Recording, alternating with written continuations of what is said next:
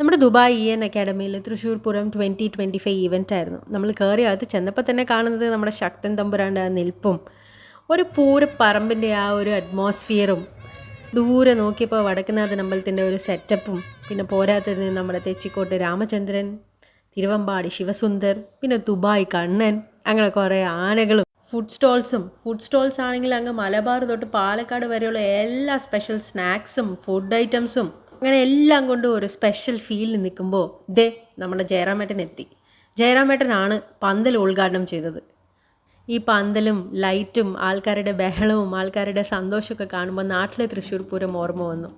ഞാൻ born and brought up in കോയമ്പത്തൂരാണ്. അമ്മയുടെ വീട് തൃശ്ശൂരാണ്. സോ ഞങ്ങൾ വെക്കേഷന് പോകുമ്പോഴത്തേക്കും തൃശ്ശൂർ പൂരത്തിൻ്റെ സമയത്ത് നമ്മൾ കസിൻസ് എല്ലാവരും കൂടി വെടിക്കെട്ട് കാണാൻ പോകുന്നതും നെക്സ്റ്റ് ഡേ പകൽപൂരം കാണാൻ പോകണമെന്നും പറഞ്ഞ് വാശി പിടിച്ച് കരഞ്ഞതും ഇതൊക്കെ ഓർമ്മയിൽ വന്നു.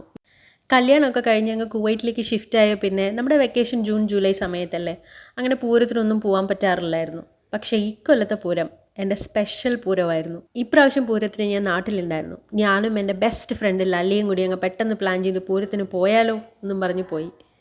ആനച്ചമയം കാണാൻ വേണ്ടിയിട്ട് ആ വലിയ ക്യൂവിൽ നിൽക്കലും, ഓരോ പന്തലിൻ്റെ വെളിച്ചവും ലൈറ്റും ഒക്കെ കണ്ട് എക്സൈറ്റഡ് ആവലും, ഇടയ്ക്കിടയ്ക്ക് വെള്ളം ദാഹിക്കുമ്പോൾ ആ സോഡാ സർബത്ത് കുടിക്കലും, പിന്നെ പകൽപൂരത്തിൻ്റെ സമയത്ത് നമ്മുടെ ഏക ആശ്വാസം നമുക്ക് ഫ്രീ ആയിട്ട് കിട്ടുന്ന ചന്ദ്രിക സോപ്പിൻ്റെ വിഷറിയും, അമ്പലത്തിൽ കഞ്ഞി കുടിച്ചതും, കുടമാറ്റത്തിൻ്റെ തിരക്കിൽ നിൽക്കുന്ന അമ്മാവനെയും, അങ്ങനെ കുറേ ആൾക്കാരെയും കുറേ കാര്യങ്ങളും ഓർമ്മപ്പെടുത്തി ഈ ദുബായ് തൃശ്ശൂർ പൂരം 2025.